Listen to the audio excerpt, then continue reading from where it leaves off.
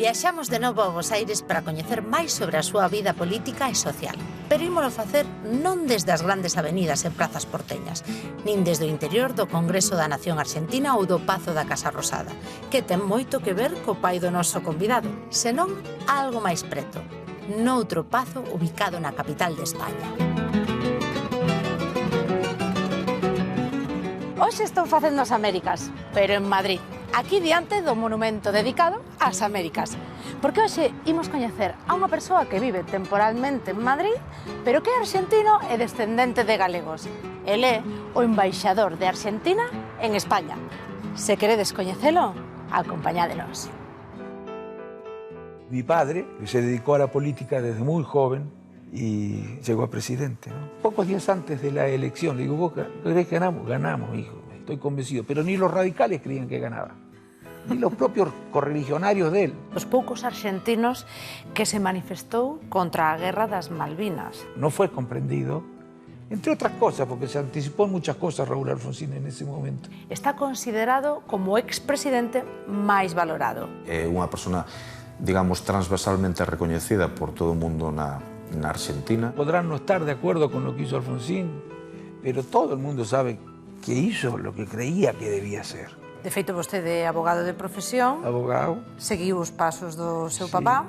Lo que pasa es que yo fui candidato a presidente, pero no gané. Ainda queda tempo. No, ya no creo. Y mi padre era un animal político en el mejor sentido de la palabra. Alfonsín dicía que él non gozou do poder, máis ben que o sufriu. Sí, bien se sentía mal, porque no había podido avanzar en materia económica como le hubiera gustado y en consecuencia en cuestiones sociales como le hubiera gustado. Definitivamente era o home que necesitaba a Argentina.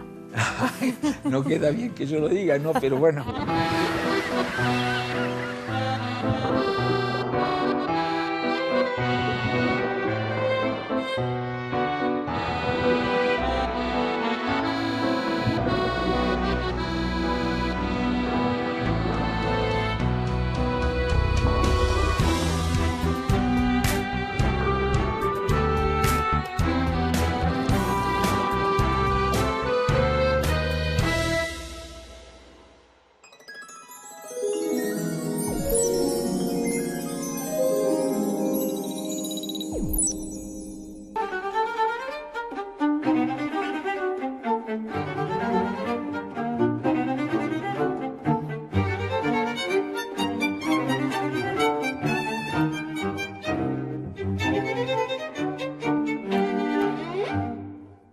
Fillo do sempre inesquecible Raúl Alfonsín, seguramente o máis carismático e lembrado presidente da República Argentina, teño a sospeita de que o actual embaixador da Argentina en España, don Ricardo Alfonsín, é, se cadra, o máis galego dos diplomáticos foráneos acreditados no noso chan patrio. Hoxe a equipa de Facendo as Américas está nunha das mellores compañías na Embaixada da Argentina en Madrid, no Palacio de Argüeso, construído en 1894 e que pertence á dita embaixada dende 1957, con don Ricardo Luis Alfonsín, que, señor embaixador, voume referir a vostede como Ricardo. Don Ricardo, moitísimas grazas por acollernos aquí con esta maravilla de Sorolla presidíndonos. Grazas. No, al contrario, muchísimas gracias a ustedes, Esti, por venir hasta acá. Un placer. Vamos entón primeiro a falar dos seus devanceiros, das súas orixes, e vamos a facelo falando do seu pai, Raúl Alfonsín, que nace nun lugar que se chama Chascomús, en 1927. ¿Qué significa esa palabra tan fermosa? Ah, sí, Chascomús es una palabra de los indios, digamos, de los pueblos originarios de la zona, que quiere decir agua salada, porque tiene una laguna. Y la ciudad está construida a las costas de la laguna. Esa lagoa ten historia de familia, sei eu que ten moitos recordos fermosísimos da súa infancia nesa lagoa. Sí, para mí es el lugar más lindo del mundo. Allí me crié, me hice amigos, tuve novias, tuve la última novia, quiero decir, aquella con la que me casé, y bueno, tengo los mejores recuerdos, sí, de mi infancia allí. Xusto nesa localidade é a que chega de Galicia o emigrante galego Serafín Alfonsín. Quen era este home? Bueno, Serafín Alfonsín fue el primer Alfonsín que llegó a Argentina y a Chascomús desde Rivadumia. Es mi bisabuelo, ¿no? Que se instaló en Chascomús, que era, bueno, una ciudad muy pequeña, muy pequeña. Hoy no queda tan lejos, pero en ese momento ir desde Buenos Aires a Chascomús era una aventura. Claro, eran 120 kilómetros, ¿no? 120 kilómetros de aquella época, porque hoy, bueno, hay rutas, hay autos y hay, bueno, autopistas, pero en aquel entonces, él debe haber llegado en 1870, por ahí, bueno, no había nada, ¿no? Y era un abismo el que existía entre la capital federal y Chascomús. Terá algo que ver a paisaxe dun lugar como a Rivadumia para elexir Chascomús para establecerse aquel emigrante galego? Es una buena pregunta, nunca me la hice. ¿Por qué Serafín llegó a Chascomús? Yo he estado en Rivadumia y tal vez tenga, sí, algunos parecidos con Rivadumia, pero realmente no sé por qué, a raíz de qué vinieron. Fueron varios Alfonsines a Chascomús. Bueno, y Serafín vino de Rivadumia, que era una aldea entonces de Galicia. Serafín con muchas carencias económicas se habían vivido, ¿no? Y hablaba y escribía relativamente poco. Y sin embargo en Chascomús trabajó muchísimo, progresó, les dio un futuro a sus hijos que era mejor que el que había vivido él, que la vida pudieron estudiar, algunos de ellos, y bueno, y sus nietos también, incluso uno de ellos llegó a presidente de la República. Sí, efectivamente. Mi padre. Efectivamente.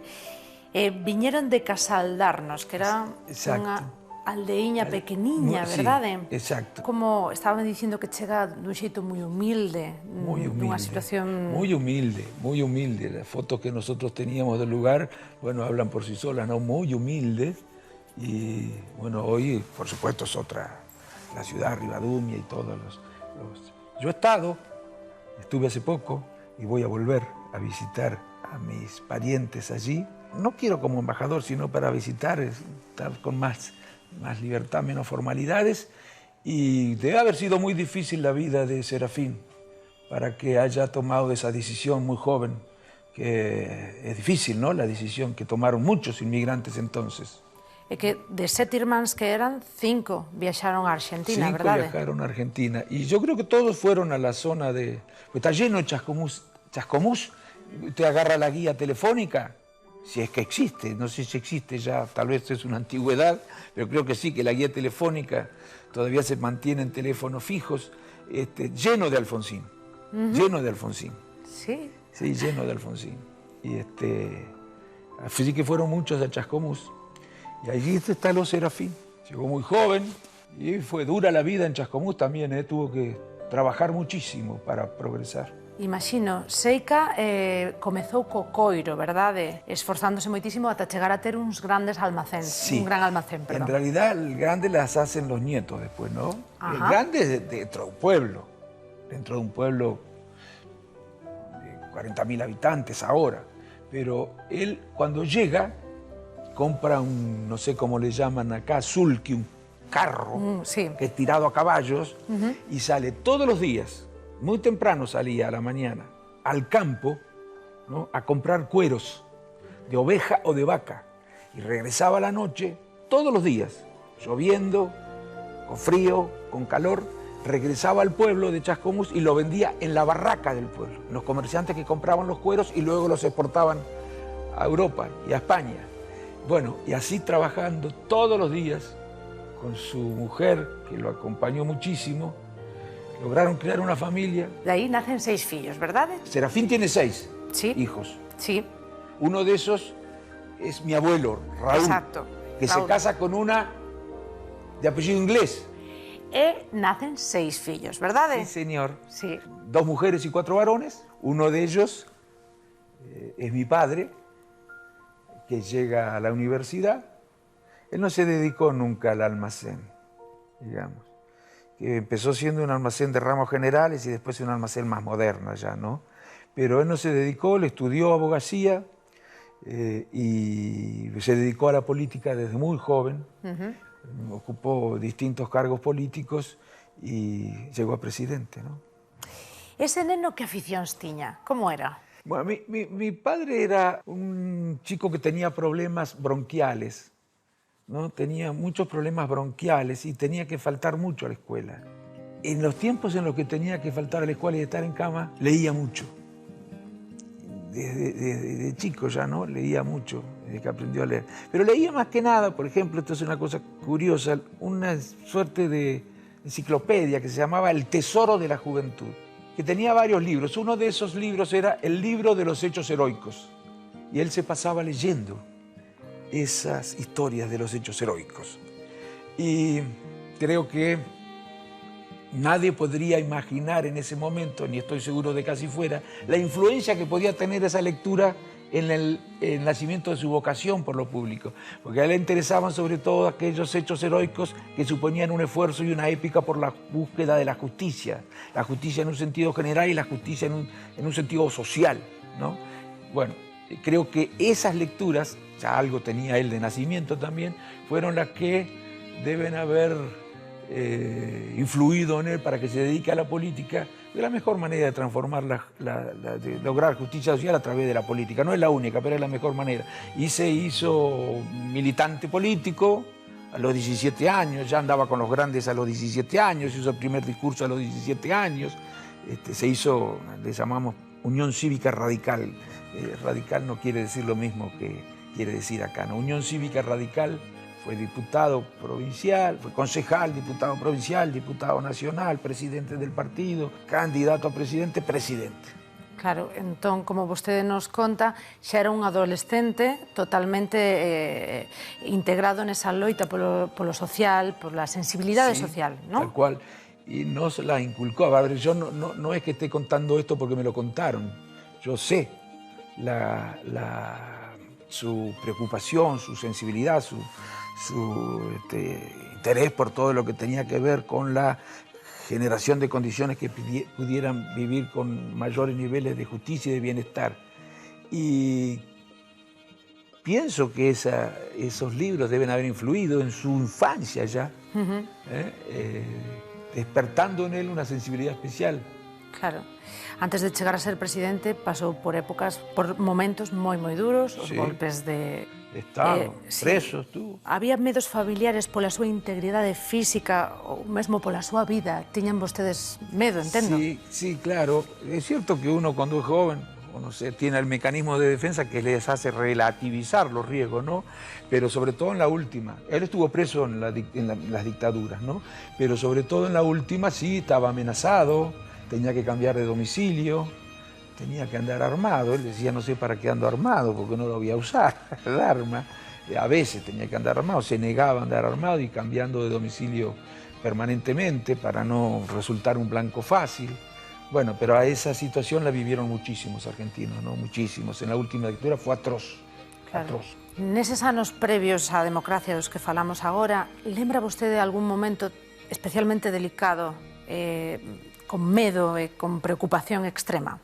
Y yo diría que toda la dictadura fue un momento delicado, toda la dictadura, hasta meses antes de que se anunciara como consecuencia de la derrota de Malvinas la apertura o la convocatoria a elecciones.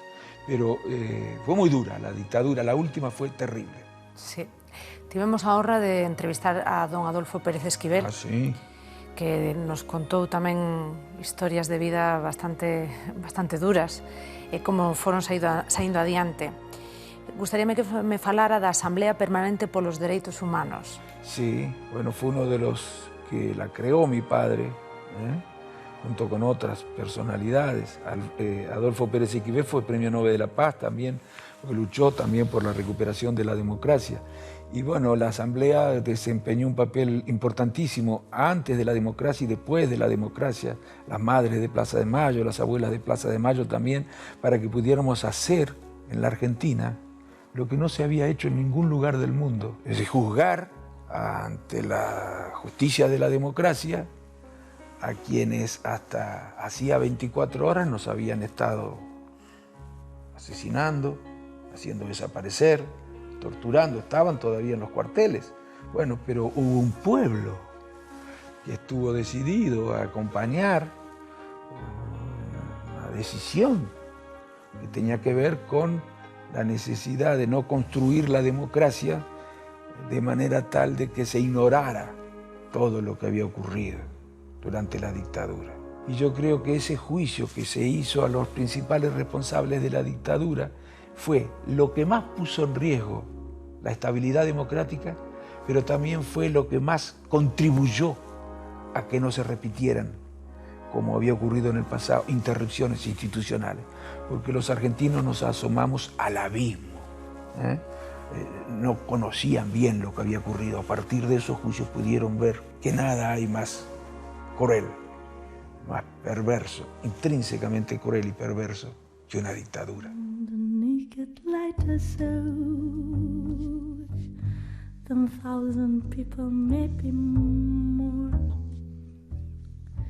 People talking without speaking,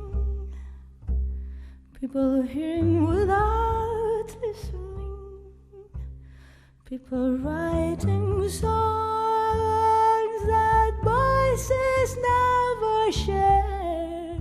Como abogado decidiu levar pleitos gratuitamente para axudar. Sí. Poderíame contar un pouquinho Claro, disto? bueno, él vivía presentando escritos y firmando escritos, habeas corpus y reclamando por la desaparición de las personas. Eso lo transformaba también en un enemigo, ¿no?, para la dictadura, pero bueno, como tenía conocimiento, y no solamente era muy conocido, y a nivel también internacional y latinoamericano, tenían más cuidado, ¿no es cierto? Pero cualquier persona, está lleno de abogados que militaron por los derechos humanos, que defendieron a sindicalistas, que defendieron a políticos y que defendían a quienes estaban detenidos ilegalmente o desaparecidos o secuestrados, que murieron, ¿no?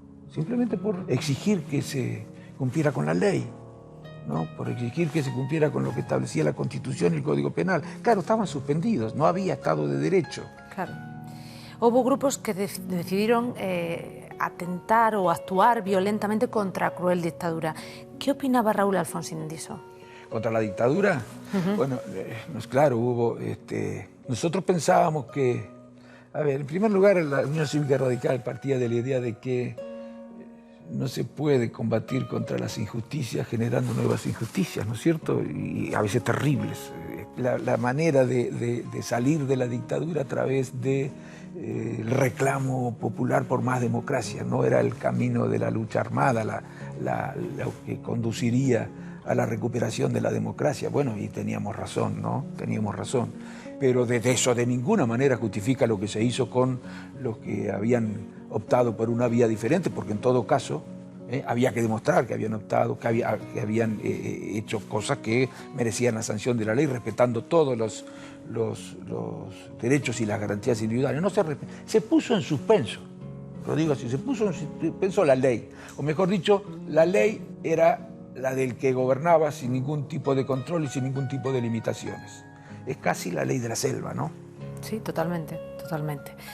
E tampouco debeu ser moi fácil en plena dictadura dunha xunta militar ser dos poucos argentinos que se manifestou contra a guerra das Malvinas. Ah, tal cual, sí. Como viviu eses momentos? Mire, le agradezco eso, porque me acuerdo que cuando se produce la guerra de Malvinas, claro, como para nosotros es un reclamo tan fuerte, tan compartido, todos, en ese sentido todos los argentinos reclamamos las islas, son nuestras las islas.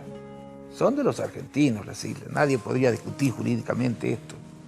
Pero bueno, cuando el gobierno militar, para tratar de salvar al gobierno militar, porque había un descontento muy grande, porque la situación económica, la situación social, todo había caído muchísimo, bueno, estaba muy mal, con el propósito de salvar, toma las Islas Malvinas, ordena la ocupación de las Islas Malvinas, creyendo que seguramente, bueno, eso daría lugar a una instancia de diálogo que permitiría resolver la cuestión, o vaya a saber qué razonamiento hicieron. Lo cierto es que terminamos en una guerra con Inglaterra, casi con la OTAN, diríamos. Bueno, pero fue Raúl Alfonsín, uno de los pocos políticos que dijo que era una locura lo que se estaba haciendo, que nos íbamos a arrepentir. Y dijo una frase así, dijo, se suben al carro de la gloria y se van a bajar de él como si fuera un carro atmosférico. Fue realmente una locura. Bueno, y eso, que al principio no fue comprendido, entre otras cosas, porque se anticipó en muchas cosas Raúl Alfonsín en ese momento, pero entre otras, eso no fue comprendido, su actitud y su advertencia acerca de lo que podía pasar. Después, cuando ocurrió lo que ocurrió, bueno, la gente reivindicó aquel anticipo de Raúl Alfonsín y creo, no lo único, reitero, pero creo que fue, incluso la posición de Alfonsín con relación a los derechos humanos violados en la dictadura fue muy importante para que ganara las elecciones. Pero ese episodio también contribuyó a que triunfara en las elecciones, cosas que pocos creían que pudiera ocurrir. Él sí, él creía que ganaba. ¿Él sabía? Sí, él sabía que ganaba. Yo le preguntaba, viejo, porque nunca le habíamos podido ganar el peronismo desde que nace, ¿no es cierto?, en elecciones libres. Y en esa elección, yo le digo, una vez me acuerdo caminando por Chascomús, viejo, pocos días antes de la elección, le digo, ¿vos crees que ganamos? Ganamos, hijo, me dice.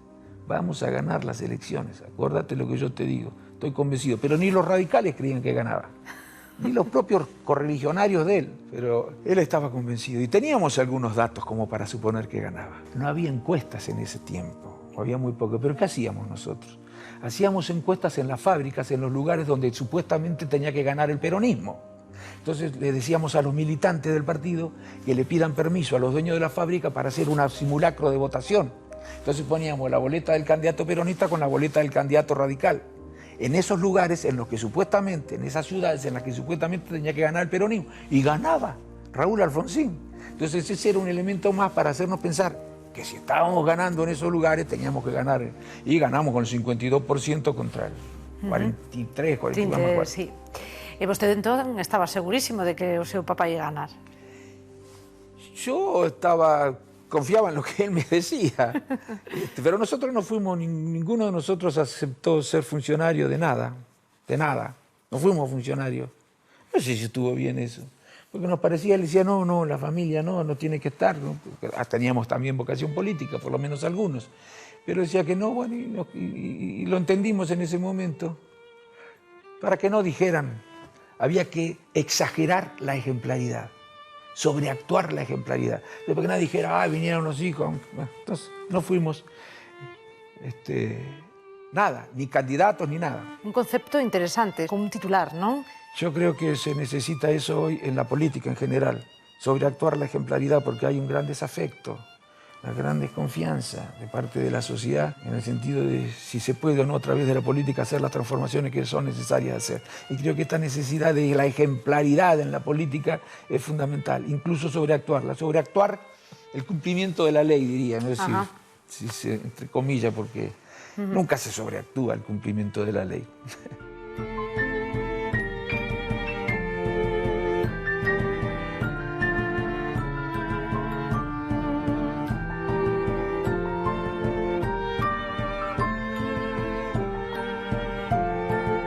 Falando das eleccións presidenciais, foi pioneiro na comunicación política. Como vostede dicía, visionario, non?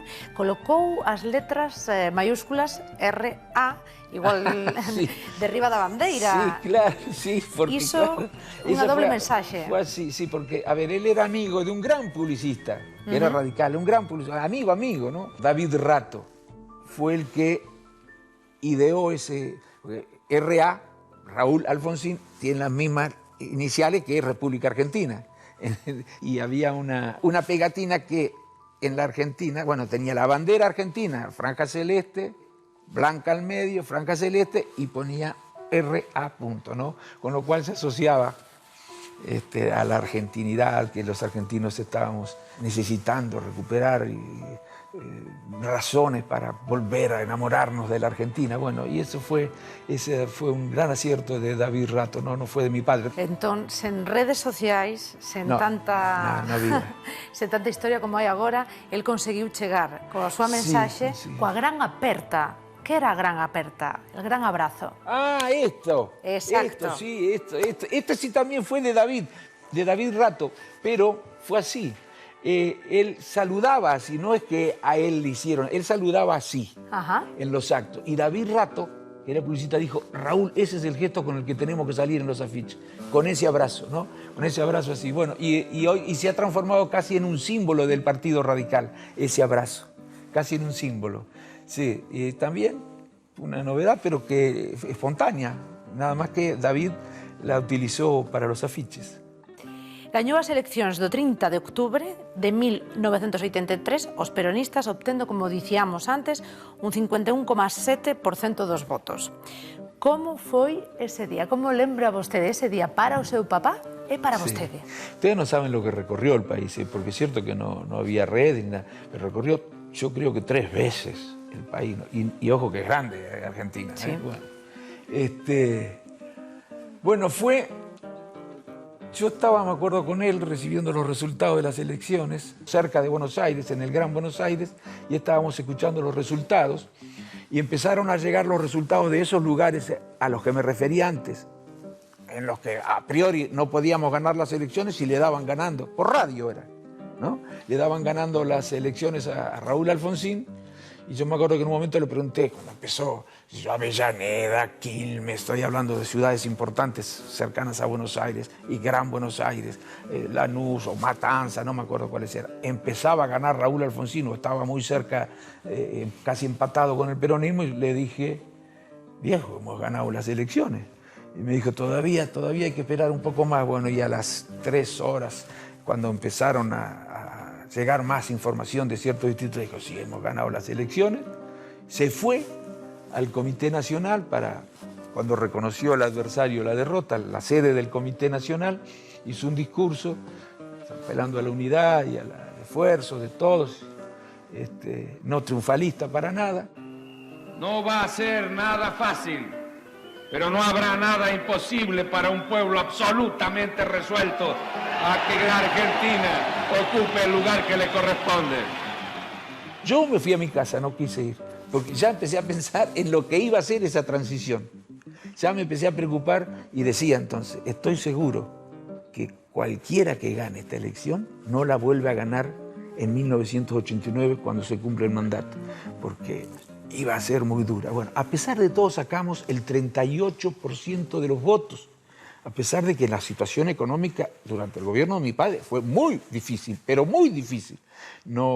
Ahí no pudimos avanzar como nos hubiera gustado. Pero bueno, ya se venía la revolución neoliberal, querían que hiciéramos un montón de cosas que el gobierno radical no las iba a hacer. Se eu lle digo unha frase que é un lema, con la democracia se come, se educa y se cura. ¿Qué me di de esa frase? Sí, yo la suscribo. Y fue una frase que gustó mucho en la campaña, pero después del gobierno, frente a las dificultades económicas que existían al terminar el gobierno, lo criticaban mucho por esa frase, se burlaban por esa frase, pero porque no entendieron el significado que tenía, a pesar de que estaba claro lo que decía Raúl Alfonsín. Raúl Alfonsín decía que hay una democracia formal, que es la procedimental, la que reconoce el derecho a elegir y ser elegido, todos los derechos necesarios para poder elegir y ser elegido. La democracia formal. Pero además está la democracia social, la democracia sustancial o material, por lo menos para los radicales. Para nosotros es democrático un país cuando garantiza al conjunto de sus habitantes la satisfacción de derechos básicos y fundamentales para poder vivir con dignidad. Y Alfonsín decía, la democracia formal sin democracia social es una democracia renga. Si la democracia formal no garantiza que todos coman, todos se curen y todos se eduquen, no es una democracia renga. Entonces él decía, con la verdadera democracia, con la democracia formal más la sustancial, se come, se cura y se educa. Si no, es una democracia renga. Eso decía él, y es cierto. ¿Quién puede negar que eso es así? Ahora, algunos creen que comer, educar y curarse lo tiene que garantizar el mercado o uno individualmente, y otros creemos que a eso lo tiene que garantizar la política. Bueno, esa es la discusión entre lo que podríamos llamar los sectores más de derecha y los sectores más de izquierda. Esa es la discusión que en definitiva separa, ¿no?, a ambos sectores. De que logros se sentía el máis orgulloso e vostede? Él se sentía...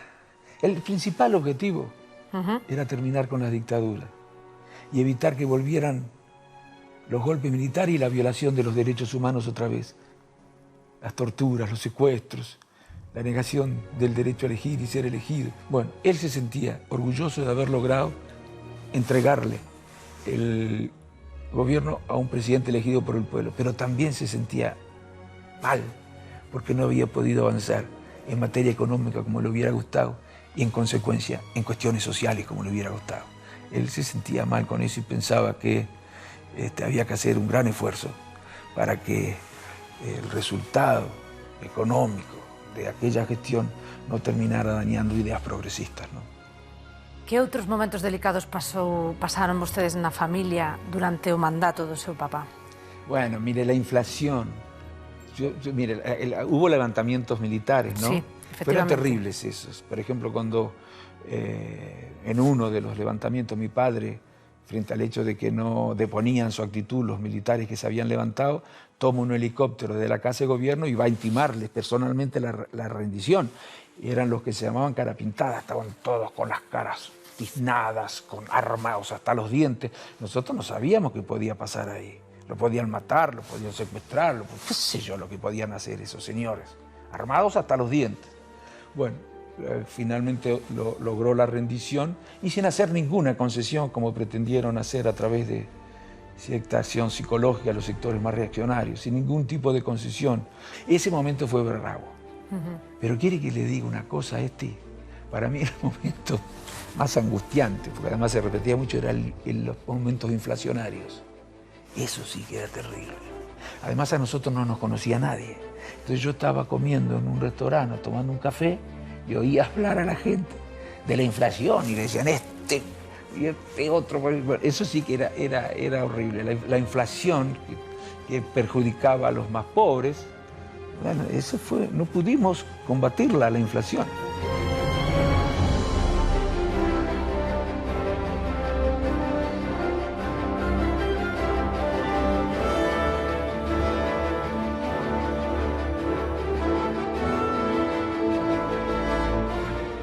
Estábamos falando antes da hiperinflación, da perda de popularidade, pero, con todo isto, a día de hoxe, está considerado como expresidente máis valorado. Que significa Alfonsín pros argentinos? Con el tiempo empezó a resignificarse, a revalorarse, como ocurre habitualmente, ¿no? Todo el mundo podrá no estar de acuerdo con lo que hizo Alfonsín, pero todo el mundo sabe que hizo lo que creía que debía hacer. Yo creo que valoran todo eso, su transparencia, su honestidad, valoran todas esas cosas y además comprenden que fue un hombre que luchó por la justicia social. Por eso no solamente tiene el reconocimiento de quienes tienen una fuerte convicción republicana, sino también de los que luchan por la justicia social y de los sectores populares. Absolutamente. Eu só insisto que só teño boas palabras. A miña lembranza do Dr. Alfonsín, o expresidente xa finado, pois é excelente, unha persoa da que só se pode falar ben, nunca tivo ningún, que é moi típico a veces en países da contorna de Sudamérica, pois nunca tivo a máis mínima problema por corrupción, é unha persona, digamos, transversalmente recoñecida por todo o mundo na Argentina e evidentemente pois aquí en España e en Galicia e concretamente en Lalín pois sempre será lembrado como unha persona que marcou momentos históricos que sempre lembramos os lalinenses con moitísima ledicia. Definitivamente era o home que necesitaba a Argentina. No queda bien que yo lo diga, ¿no? Pero bueno, muchísimas gracias. Yo creo que en ese momento, para consolidar la democracia, sí, no queda bien que yo lo diga eso, pero bueno, gracias si usted piensa eso. No sé si piensa, me lo pregunta, no sé. Bueno, deixo aí, como son galega, como Está somos bien. galegos, Está bien. non depende. Yo quiero decir que los adoro a los gallegos, los adoramos nosotros los gallegos, no es para quedar bien con los gallegos, ¿eh? Nosotros desde muy chicos escuchábamos música española, estábamos enterados de todos los problemas políticos de España, anteriores, y bien gallegos, y no gallegos como dicen algunos en Argentina. En Argentina creen que los gallegos son los españoles. Decimos, a todos los árabes decimos turcos. Bueno, nosotros gallego de Galicia, a pesar de que mi madre es pura vasca. Hai frases do seu papá, de Alfonsín, que pasaron a historia que llevou a ler. La casa está en orden. Sí.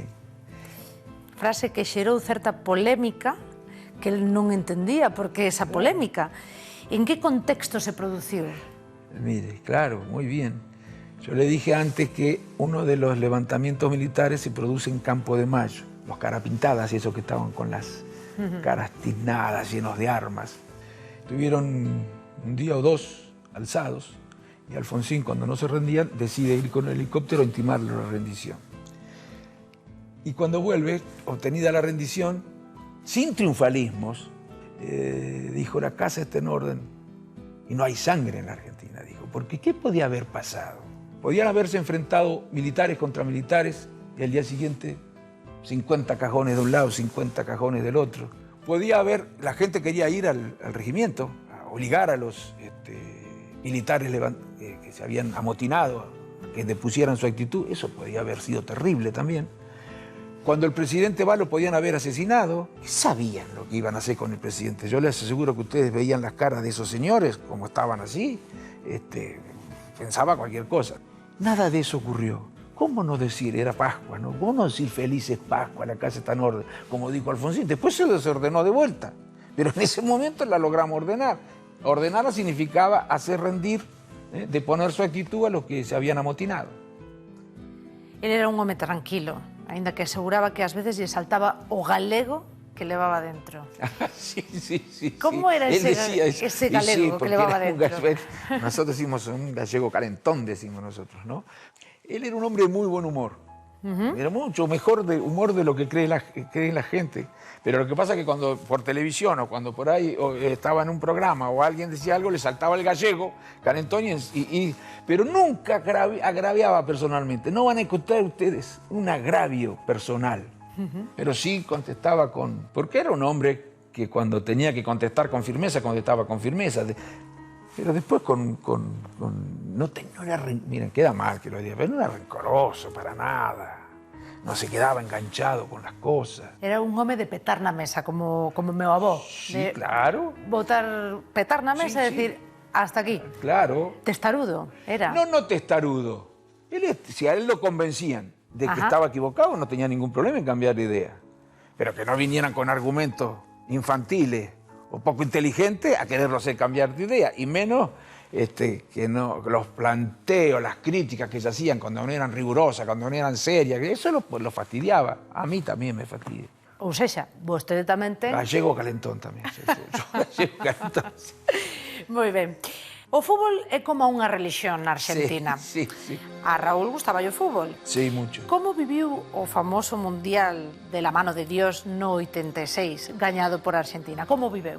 Bueno, con una gran alegría, lo necesitábamos los argentinos, pero hay una cosa, cuando Argentina gana el campeonato mundial, bueno, se suele ir a la casa al balcón de la Casa Rosada, que es la casa de gobierno, la plaza está llena y salen a saludar los presidentes con la selección. Alfonsín no quiso salir. Dijo, esto es un triunfo de ustedes. Pues fueron a saludar al presidente, a mostrarle la copa, pero dijo, cuando le dicen vamos a salir al balcón, dice, no, salgan ustedes, yo no voy a ir al balcón, porque esto lo vienen a ver a ustedes, no al presidente, para que no apareciera como aprovechando esta oportunidad para obtener algún rédito de alguna naturaleza política. Bueno, esas cosas son valoradas, esas cosas son finalmente valoradas, ¿no? Tal vez al principio decían, ¿por qué no estaba? No, porque no correspondía que estuviera él ahí, si él no había jugado el partido. Ni era el técnico de la dirección. ¿Qué tenía que hacer en el balcón él? Tenían que estar los jugadores y el técnico.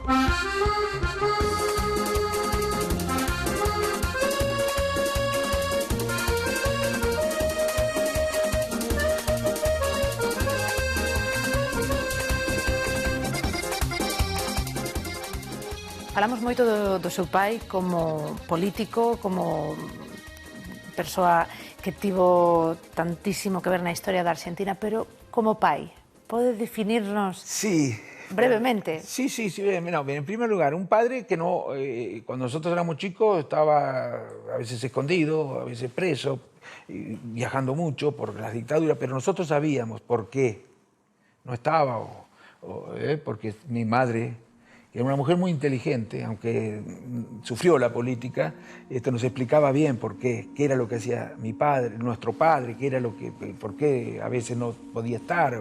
Pero después una persona de muy buen humor, muy afectuoso, muy cariñoso, con una sola cosa se enojaba muchísimo. si éramos malos estudiantes. Con eso se enojaba muchísimo. En eso sí, se ponía... Y no era que no pegaba ni nada, ni que retara demasiado. Miraba, decía 2 o 3 cosas y no era necesario decir más. Él decía, lo único que yo los puedo dejar es el estudio. Así que se enojaba mucho cuando no estudiábamos. Eu sei que vostede, dende unha idade, foi un pouco traste. Pillaban. Fui en la primaria no, digamos, en la primaria, ahí fue un chico tranquilo. Después, como suele ocurrir con los jóvenes de pueblo, un poco indisciplinado, digamos, hasta los 18. Sí, pero nada. Nada importante. Del otro mundo, no. ¿No? Pero no fui buen alumno, por ejemplo. Me arrepiento de eso y les recomiendo a los chicos que estudien. Claro que sí. Algunha falcatrurada pola que o seu papá lle tirara das orelliñas un pouco, que lembre agora mesmo que nos queira contar? Sí, cuando a veces, como nosotros le llamamos, nos hacíamos la rata, no sé cómo le llaman acá, que decíamos que íbamos a la escuela, pero en realidad desviábamos el camino y no íbamos al club. Sí, y por ahí se enteraba. Latar, en galego latar. Bueno, latar clase. Se enteraba de eso, con el estudio. Después, no. Con el estudio era terrible. Cuando se enteraba de eso y no, bueno, se imponía sanciones, correctivos. Claro, vostedes eran 6. 6 hermanos, 3 varones y 3 mujeres. Todos seguiditos. Claro, vostedes levase un ano co anterior e co... Un año, sí, salvo el último puede ser que tenga 2 años, pero todos muy seguidos, sí, todos muy seguidos. En ese momento de adolescencia, esa casa... Era un jardín de infante. Bueno, era divertidísimo porque íbamos a todos lados juntos, porque éramos muy seguidos, íbamos a la laguna, que estábamos lejos de la laguna nosotros, tiene nuestro pueblo Chascomús una laguna, y teníamos que ir en Mateo, eso para nosotros era una aventura. Mateo es un sulky, un carro tirado por un caballo, tenía una capota para protegernos del sol, para protegernos del viento, de la lluvia. Bueno, ese era el medio de comunicación, el transporte que teníamos en el pueblo. En la esquina de mi casa empezaban las calles de tierra, de manera que casi empezaba el campo, y salíamos y caminábamos por esos lugares que eran infinitos, ¿no? Y atravesando alambradas. Bueno, muy lindo. La verdad que para mí era muy lindo, un muy buen recuerdo de mi infancia. Unhas lembranzas fermosísimas, sí. verdade? Que significou para vostedes ser fillo dun presidente? Bueno, en primer lugar, no nos conocían, de manera que no nos conocían a nosotros, ¿no? Y después fue, en gran medida, angustiante, digamos, ¿no? Porque era muy difícil todo, lo económico, lo social, escuchar. La sociedad había encarado la etapa democrática con mucha ilusión, con mucha esperanza, y lo cierto es que las cosas no salían como uno pensaba que tenía que salir, y eso es duro. Después, para mí en particular, que me dediqué a la política, bueno, ser el hijo de es problemático, ¿no? O por lo menos así dicen. Yo no lo sentí así. Si lo sentí, no me di cuenta. Nunca me comparé. En todo caso, los adversarios internos en mi partido se encargaban de compararme en perjuicio mío, ¿no? Pero a mí no me importaba eso. Non me importaba. De feito, vostede é abogado de profesión. Abogado. Seguiu os pasos do seu papá. Lo que pasa es que yo fui candidato a presidente, pero no gané. Bueno, ainda queda tempo. No, ya no creo.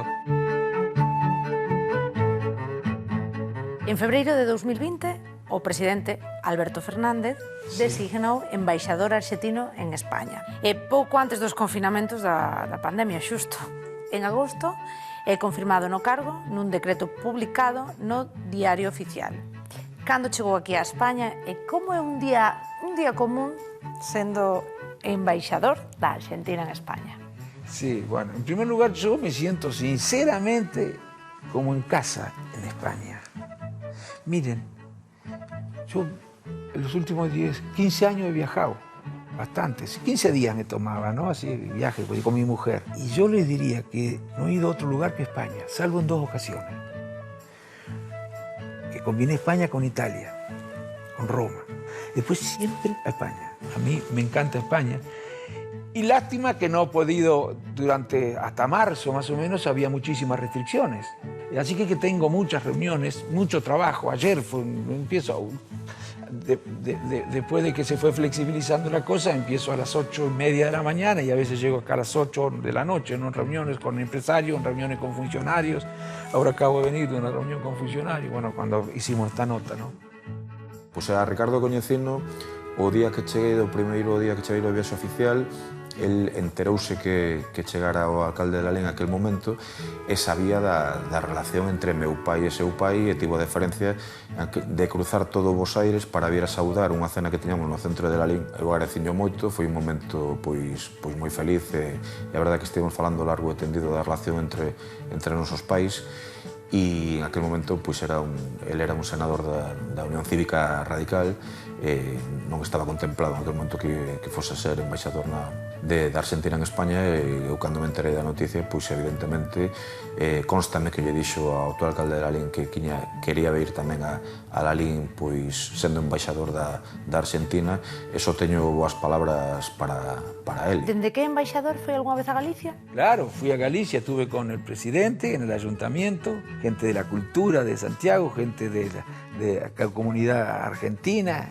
estuve en la catedral y me mostraron con una amabilidad y una generosidad el gobierno de Santiago, hay funcionarios del gobierno de Santiago en la catedral y me explicaron un montón de cosas interesantísimas y sobre el camino de Santiago. Después fui a Rivadumia a ver a mi pariente y estuve con el presidente del ayuntamiento, que también una generosidad bárbara. Y ahí fue donde me tomé y comí más albariño de lo que debía tomar. Bueno, porque además producía albariño el hombre, entonces no podía decir que no yo. Claro. Bueno, la verdad que fantástico. Y quiero volver a Rivadumia para poder conversar más sobre mis antepasados. Por qué se pensa que os Alfonsín son de Lalín? Efectivamente, la felicito por la información, porque efectivamente la mayoría de los españoles que conocen a Alfonsín me dicen, de Lalín son, ¿no? Y con políticos importantes me he encontrado que creen eso. ¿Por qué razón? A cuestión é que si hai unha forte conexión porque no centro de Lalín en Bos Aires, que é un centro moi céntrico que chegou a ter hasta 1.500 persoas pois lalinenses na emigración que estaban ali de socios e durante os anos da ditadura argentina, os últimos anos da ditadura argentina, o Partido Cívico Radical o do pai Raúl Alfonsín, o presidente Alfonsín, facía ali as reunións clandestinas. Y fue en el gesto heroico de la Casa de Lalín, ¿eh? Incluso hay una placa allí que dice acá se reunían los radicales con Raúl Alfonsín durante la dictadura, hay un salón que se llama Raúl Alfonsín. Entonces nosotros tenemos los radicales con Lalín, una cosa muy especial. Incluso Chascomús, el pueblo donde nació mi padre, está hermanado con Lalín. Tengo que ir ahora, no pude ir por la pandemia, pero tengo que ir al ayuntamiento de Lalín. A raíz de ese agradecemento, por así decirlo, do Dr. Alfonsín a cara ao pobo de Lalín, pois veu a facer a famosa visita no ano 84. Eu estive ali, sí, tiña 12 anos e non lembro perfectamente porque foi un acontecimento moi importante en Lalín. Eu lembro que estivéramos durante unha semana pois facendo unha alfombra de flores coas bandeiras de Galicia, España e da Argentina, con xente que viñera de Ponteareas, que eran especialistas nos que se fai ali na Semana Santa, me parece, non? Seica negábase a pisar a alfombra de flores que lle fixeron en Lalín. Non sei se lo sabe usted. Non lo sabía, non? Eso contaban e foi o propio presidente Albor o que lle dixo que era tradición facelo e hai unha foto nas que van da man Xosé Cuiña e Domingo García Sabel, que en aquel momento era o delegado do goberno, e o Dr. Alfonsín e o propio presidente Albor pois pisando a alfombra, como suele decir, en lor de multitudes. Non?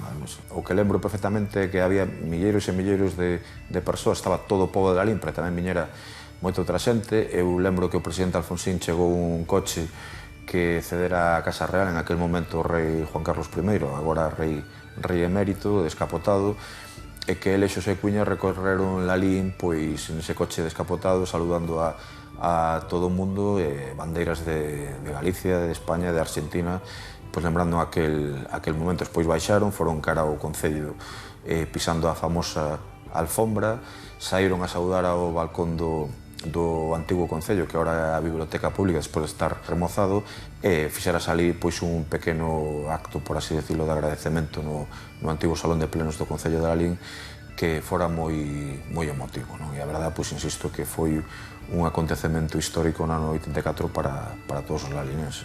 Todo el mundo asocia a Alfonsín con Lalín, no, pero somos hijos adoptivos, digamos, de Lalín, pero nosotros nacimos en Ribadumia. Falando de Lalín, falamos do cocido, Sí.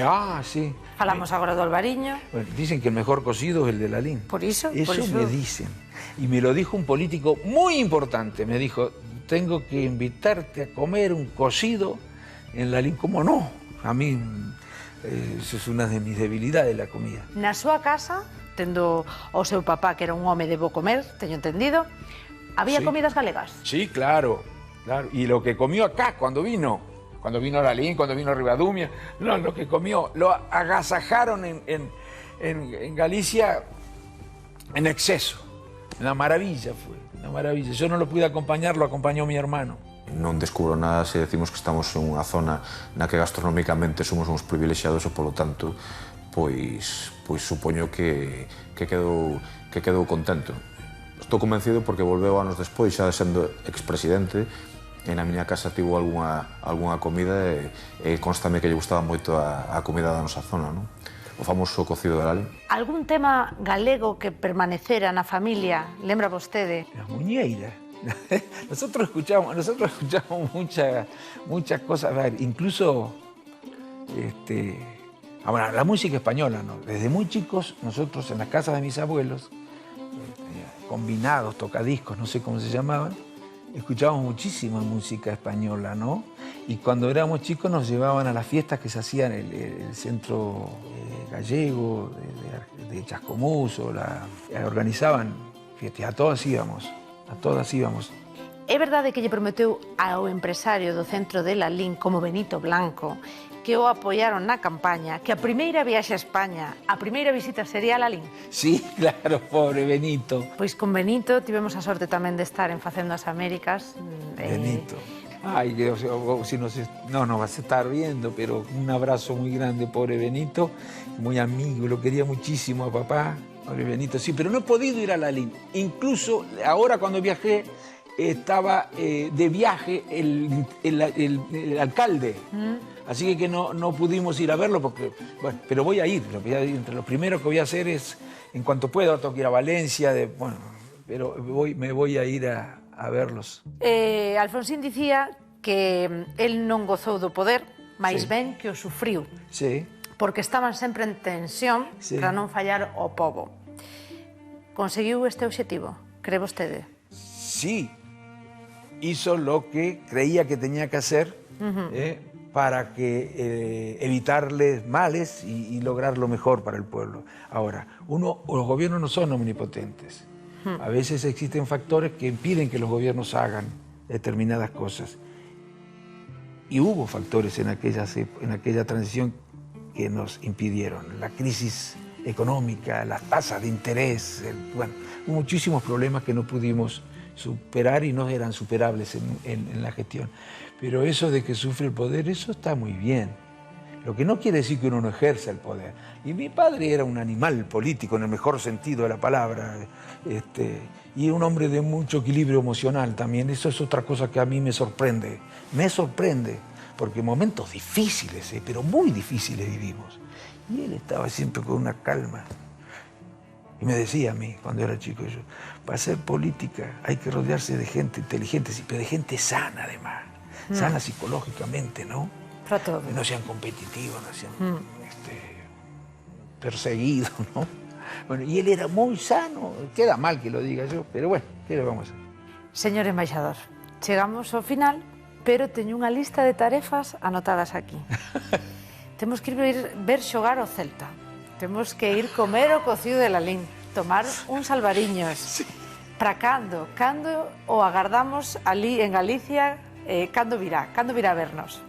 Bueno, pronto, y por supuesto que me pongo a disposición de todos ustedes, y déjenme, si me permiten, mandarle un enorme abrazo, un gran beso a toda la comunidad de argentinos y argentinas que están en Galicia, y a todos los gallegos de Galicia. Y bueno, y por supuesto a disposición de todos ustedes para lo que pueda ser útil en el marco de mis limitaciones personales y funcionales. Foi un verdadeiro placer charlar con vostede, ogallá que moi pronto podamos vernos en Galicia. Pero ojalá, ojalá. Muchísimas gracias, en serio. Moitas gracias. Gracias. Para expresar que de tal pai, tal fillo, di o refraneiro galego que polas mans ou polos pés has de sair a quen és. É indubidable que Ricardo saiu ao seu pai, o moi ben querido Raúl Alfonsín, e non só polas mans e polos pés, senón, e sobre todo, por ser un home san e transparente, cheo de equilibrio, calma, intelixencia, xenerosidade e bo humor. Agardamos que o señor embaixador veña pronto a Galicia, pero non exercendo de diplomático, senón profesando de galego, como a todos os Alfonsín.